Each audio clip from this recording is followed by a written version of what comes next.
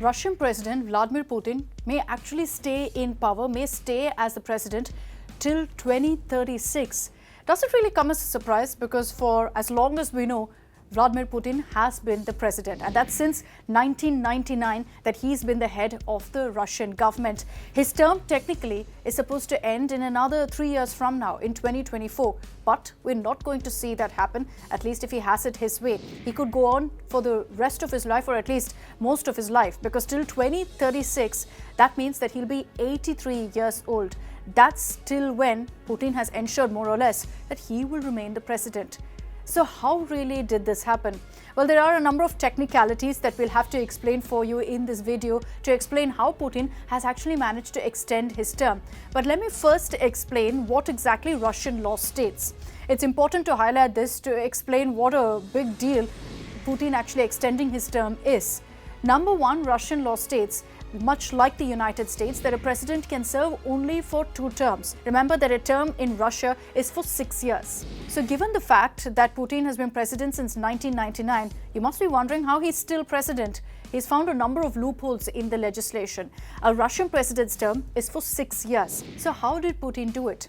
Well, he ensured that there's a change in law. It's not about changing the term limit, but actually about removing his previous term. So his previous term as president simply doesn't count, which means that he can again become president in Russia. Interestingly, what he said is that the previous term as president will be zeroed out, will be nullified, and then he can drag on as president of Russia for however long he likes. He's, however, also brought up the issue of changing the constitution of Russia to ensure that there is no term limit, as I mentioned, of just 2 terms for one leader. So how exactly did he manage this? Well, he brought about a referendum, at least discussed it in April, to ensure that the changes are brought about. It was, however, delayed due to the coronavirus pandemic.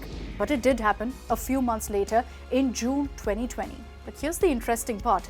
Putin didn't even need the referendum. He's already got the approval from parliament, the votes as well, to go ahead and smooth this over and get it done. In fact, even before the vote, this was finalized. It was actually printed out and put out in bookstores as well. So it was just a formality. In fact, when the vote actually happened, according to the Central Election Commission in Russia, more than 77% of the voters actually backed Putin's proposal and have backed him to remain as the president.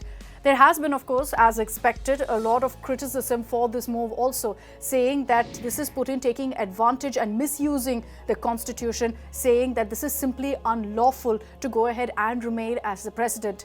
Whatever said and done, however, Russia is going to be seeing only one president for the next few years. So his term may end in just 3 years from now, but Putin will continue to be the leader of Russia all the way up till 2036.